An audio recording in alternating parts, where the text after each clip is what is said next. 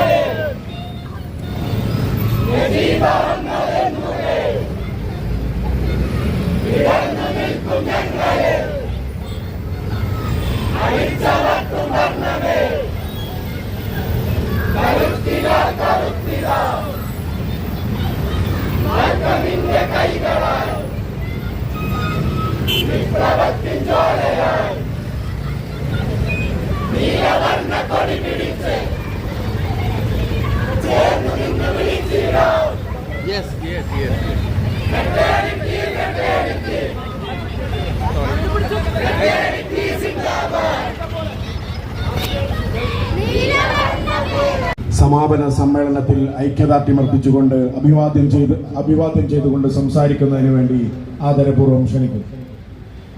ഏറ്റവും ബഹുമാനപ്പെട്ട ഈ വേദിയിൽ ഉപവിഷ്ടരായിട്ടുള്ള കേരളത്തിലെ സാമൂഹ്യ നീതിയുടെയും സോഷ്യൽ ജസ്റ്റിസിന് വേണ്ടി പോരാടിക്കൊണ്ടിരിക്കുന്ന വ്യത്യസ്ത സമുദായത്തിൻ്റെ നേതാക്കൾ, സാമൂഹിക പ്രവർത്തകർ, അതേപോലെ വെൽഫെയർ പാർട്ടിയുടെ സംസ്ഥാന അധ്യക്ഷൻ, ഫ്രറ്റേണിറ്റി മൂവ്മെൻറ്റിൻ്റെ നേതാക്കന്മാർ, ഏറ്റവും പ്രിയപ്പെട്ട സഹപ്രവർത്തകരെ, ഇവിടെ ഈ ജാഥയുടെ സമാപനം ഇന്ന് ഇവിടെ തിരുവനന്തപുരത്ത് നടക്കുകയാണ്.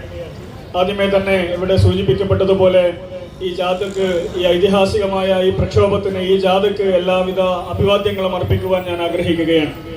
നമുക്കറിയാവുന്നതുപോലെ, ഞാൻ മനസ്സിലാക്കുന്നത്, ഇത് കേരളത്തിലെ സാമൂഹിക നീതിക്ക് വേണ്ടിയുള്ള പോരാട്ടത്തിൽ, കേരളത്തിലെ അടിച്ചമർത്തപ്പെട്ട ജനവിഭാഗങ്ങൾക്ക് വേണ്ടി, അവരുടെ അവകാശങ്ങൾക്ക് വേണ്ടിയുള്ള പോരാട്ടത്തിൽ ഒരു സുപ്രധാനമായ ഐതിഹാസികമായ ഒരു ഏടാണ് ഈ കാസർഗോഡ് നിന്ന് തിരുവനന്തപുരത്തേക്ക് ഫ്രറ്റേണിറ്റി മൂവ്മെന്റ് കേരള കമ്മിറ്റി നടത്തിയിട്ടുള്ള, നെയ്ം ഗഫൂറിന്റെ നേതൃത്വത്തിൽ നടത്തിയിട്ടുള്ള ഈ ജാഥ എന്നാണ് ഞാൻ മനസ്സിലാക്കുന്നത്. ഈ ജാഥ വെല്ലുവിളിക്കുന്നത് കേരളത്തിൽ കാലങ്ങളായി പറഞ്ഞുകൊണ്ടിരിക്കുന്ന, പ്രചരിപ്പിക്കപ്പെട്ടുകൊണ്ടിരിക്കുന്ന ചില നുണകളെയാണ്, ചില കെട്ടുകഥകളെയാണ്.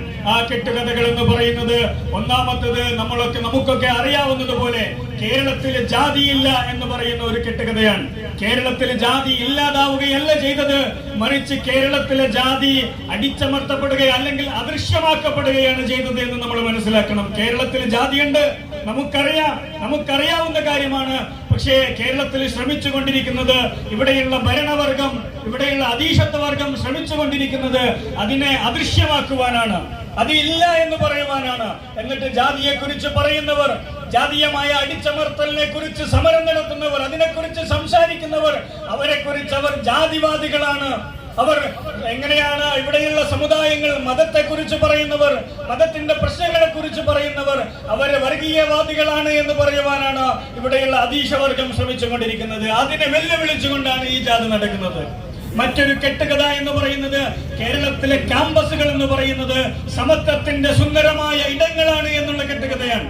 കേരളത്തിലെ ക്യാമ്പസുകൾ എന്ന് പറയുന്നത് തേനും പാലും ഒഴുകുന്ന സമത്വ സുന്ദരമായ ആഹ്ലാദത്തിന്റെ ഭവനങ്ങളാണ് എന്ന് പറയുന്ന കെട്ടുകഥയാണ്. നമുക്കറിയാം, നമ്മൾ അനുഭവിക്കുന്നതാണ്, നമ്മൾ കാണുന്നതാണ് കേരളത്തിലെ ക്യാമ്പസുകളിൽ എങ്ങനെയാണ് ജാതീയമായ വർഗീയമായ വേർതിരിവുകൾ അതനുഭവിക്കുന്ന ഒരുപാട് ആയിരക്കണക്കായ ജനവിഭാഗങ്ങൾ, ദലിത് ജനവിഭാഗങ്ങൾ, ആദിവാസികൾ, ഇവിടെ മാഗ്ലിനേച്ചിയൊക്കെ സൂചിപ്പിച്ചതുപോലെ തീരദേശത്തു നിന്ന് വരുന്ന ആളുകൾ, അവരെങ്ങനെയാണ് കേരളത്തിലെ ക്യാമ്പസുകളിൽ വിവേചനങ്ങൾ അനുഭവിക്കുന്നത്, ഡിസ്ക്രിമിനേഷൻ അനുഭവിക്കുന്നത് എന്നതൊരു സാമൂഹികമായ യാഥാർത്ഥ്യമാണ്. ആ യാഥാർത്ഥ്യത്തിന് നേരെ കണ്ണാടി തിരിച്ചു പിടിച്ചുകൊണ്ടാണ് ഈ ജാഥ കാസർഗോഡ് നിന്നും തിരുവനന്തപുരത്ത് അവസാനിക്കുന്നത്. മറ്റൊരു കെട്ടുകഥ എന്ന് പറയുന്നത് കേരളത്തിലെ വിദ്യാർത്ഥി രാഷ്ട്രീയത്തെ കുറിച്ചാണ്.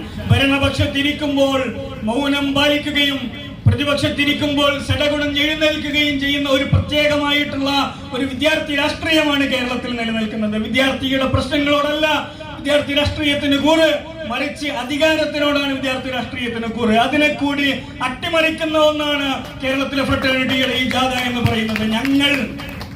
ഞങ്ങളുടെ കൂറ്, ഫ്രട്ടേണിറ്റിയുടെ കൂറ് ഇവിടെയുള്ള ഏതെങ്കിലും ഒരു രാഷ്ട്രീയ മുന്നണിയോടല്ല, മറിച്ച് വിദ്യാർത്ഥികളുടെ പ്രശ്നങ്ങളോടാണ്. ഞങ്ങളും കഴിഞ്ഞ കാലങ്ങളിൽ തെരുവുകളിൽ ഉണ്ടായിട്ടുണ്ട്. ഈ മുദ്രാവാക്യങ്ങൾ, ഇവിടെ എഴുതി വെച്ച മുദ്രാവാക്യങ്ങൾ കഴിഞ്ഞ കാലങ്ങളിൽ ഞങ്ങൾ തെരുവുകളിൽ ഉന്നയിച്ചിട്ടുണ്ടെങ്കിൽ വരുന്ന കാലങ്ങളിലും അതേ മുദ്രാവാക്യങ്ങൾ അതേ തീഷ്ണതയോടെ ഇൻഷാ അല്ലാഹ് നമ്മൾ തെരുവുകളിൽ ഉന്നയിക്കും. ആ ഒരു അഡ്ജസ്റ്റ്മെന്റിന്റെ വിദ്യാർത്ഥി രാഷ്ട്രീയം, വിദ്യാർത്ഥി SFIയുടെ നേതാവ് തന്നെ പറയുകയാണ്, കഴിഞ്ഞ 10 കൊല്ലം അടിക്കാത്ത SFI വരുന്ന 5 കൊല്ലം അടിക്കുന്ന SFI.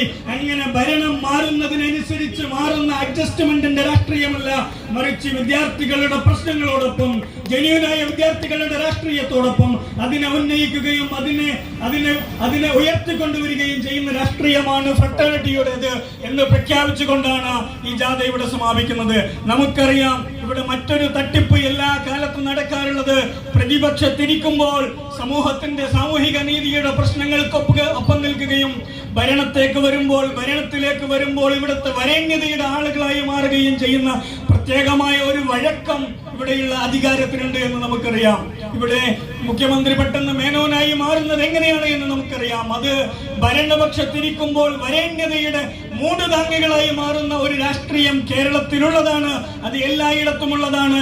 അതിനെ ചോദ്യം ചെയ്തുകൊണ്ട് തന്നെ സാമൂഹിക നീതിയുടെ പ്രശ്നങ്ങൾക്ക് വേണ്ടി ശബ്ദമുയർത്തുവാൻ ഫ്രട്ടേണിറ്റി തെരുവിലുണ്ടാകും എന്ന് പറയുവാൻ ഞാൻ ആഗ്രഹിക്കുകയാണ്. ഈ മൂവ്മെന്റ് എന്ന് പറയുന്നത്, ഫ്രട്ടേണിറ്റിയുടെ രൂപീകരണം എന്ന് പറയുന്നത് രോഹിത് മൂവ്മെന്റിന്റെ തുടർച്ചയാണ്. രോഹിത് മൂവ്മെന്റിന്റെ തുടർച്ചയായിക്കൊണ്ടാണ് ഫ്രട്ടേണിറ്റി മൂവ്മെന്റ് ഈ രാജ്യത്ത് പിറന്നു വീണത്. അതേ മൂവ്മെന്റിന്റെ തുടർച്ചയെ ഉയർത്തിപ്പിടിച്ചുകൊണ്ടാണ് ഈ ജാഥ ഇവിടെ നടക്കുന്നത്. ഫ്രട്ടേണിറ്റി മൂവ്മെന്റിന്റെ സ്ഥൈര്യം, അതിന്റെ സ്ഥിരത, അതിന്റെ മുദ്രാവാക്യങ്ങളിലെ കൺസിസ്റ്റൻസിയെ കൂടി ഊട്ടിയുറപ്പിച്ചുകൊണ്ടാണ്, അതിന്റെ രാഷ്ട്രീയപരമായ സന്നദ്ധത, അതിന്റെ രാഷ്ട്രീയപരമായ കമ്മിറ്റ്മെന്റിനെ കൂടി ഊട്ടിയുറപ്പിച്ചുകൊണ്ടാണ് ഈ ജാഥ ഇവിടെ അവസാനിക്കുന്നത് എന്ന് ഓർമ്മപ്പെടുത്തുവാൻ ഞാൻ ആഗ്രഹിക്കുകയാണ്. ഈ ജാഥയ്ക്ക്, പ്രത്യേകിച്ച് ഈ ജാഥയുടെ നായകനായിട്ടുള്ള നെയ്ൻ ഗഫൂറിന്, സ്റ്റേറ്റ് പ്രസിഡന്റിന് ഒരിക്കൽ കൂടി 1000 അഭിവാദ്യങ്ങൾ അർപ്പിച്ചുകൊണ്ട് ഞാൻ എന്റെ വാക്കുകൾ അവസാനിപ്പിക്കുന്നു. ജയ് ഫ്രട്ടേണിറ്റി. അടുത്തതായി ഈ വേദിയിൽ അഭിവാദ്യ പ്രഭാഷണം നിർവഹിച്ചുകൊണ്ട് സംസാരിക്കുന്നതിന് വേണ്ടി AKCHMSന്റെ സംസ്ഥാന ജനറൽ സെക്രട്ടറി AK സജീവിനെ ആദരപൂർവ്വം ക്ഷണിക്കുന്നു.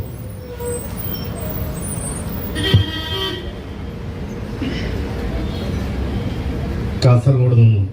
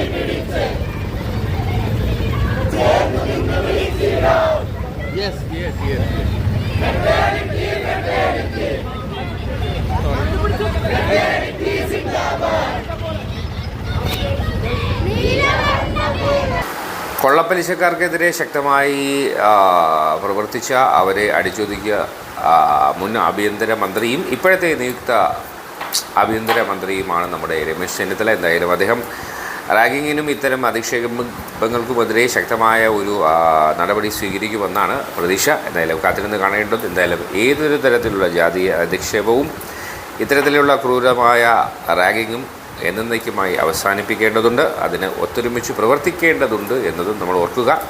ഇങ്ങനെയൊരു അപമാനവും മരണവും ഇനി സംഭവിക്കാതിരിക്കട്ടെ.